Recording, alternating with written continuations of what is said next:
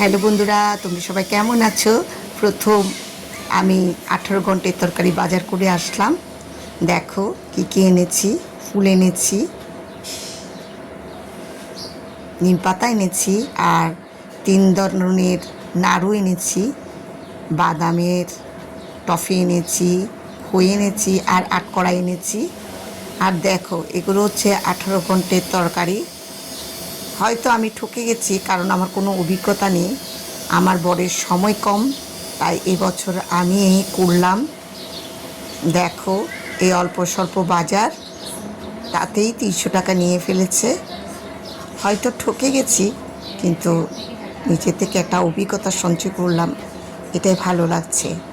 আমি কখনো বাজারে যাইনি, বাজার করিনি, কিন্তু এই প্রথম 18 ঘন্টের তরকারির বাজার করে একটা অভিজ্ঞতা সঞ্চয় করেছি।